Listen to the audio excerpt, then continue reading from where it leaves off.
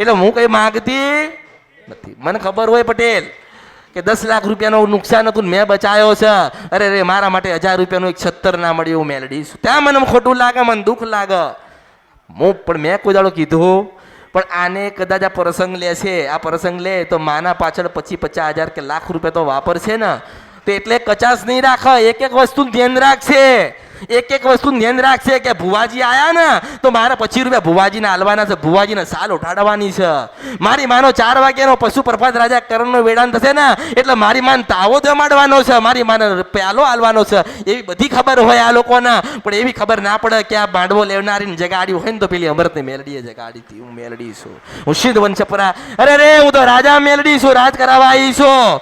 અને મારી પાસે માગો પટેલ ને હું ના હાલું તો મારું ભૂલ કહેવાય, મારો ગુનો કહેવાય. પણ તમે માગી નહીં એકતા તમારો દોષ કહેવાય. હું મેલડી છું, મને ઓળખો.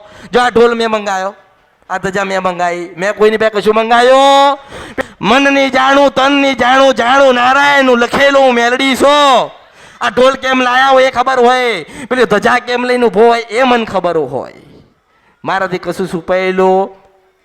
એટલે મેં કીધું કે હું જ્યાં સુધી બેઠી છું ને ત્યાં સુધી આનંદ, જ્યાં સુધી બેઠી છું ત્યાં સુધી મજા કરો, જ્યાં સુધી બોલું છું ત્યાં સુધી લઈ લો. હું ક્યારે ભગવાનના ઘેર જવું આ કળિયુગમાં કોઈને ખબર નહીં. મેં દીકરીને વચન આપેલો છે કે એ બોલન ના જતી રહું ને તો બર્યું મારા આ અવતારમાં ખોટ પડે. હું મેલડી છું. એટલે ભાવ ભાવ જોઈએ. હું તો ભાવની ભૂખી છું. 1 આપો કે 2 આપો, 2 આપો કે 200 આલો. મને તો ભાવ આવ્યો, મને માં કીધી એટલે મને સંતોષ છે. મન સંતોષ છે. મેં તને શું કીધું? મેં તને કીધું કે તમે બધા દુનિયાના માણસો મારી પાસે લઈને આવો. મેં તમને કીધું ને કે બધાને તમે લઈને આવો છો મારી પાસે કે મારું દુઃખ મટાડ, માં દુઃખ મટાડ. દુઃખ મટાડીને જતો રહ્યો. મન કશું હાલવા આયા? મન કશું ના હાલવા આયા. પછી મારે કોની પાસે માગવાનું? મારે માગવું કોની પાસે? હું તમને એમ કહું છું, એના કરતાં હું બેઠી બેઠી મારી રીતે માગું છું, મારી રીતે આનંદ કરું છું, આનંદ કરાવું છું ને કરું છું.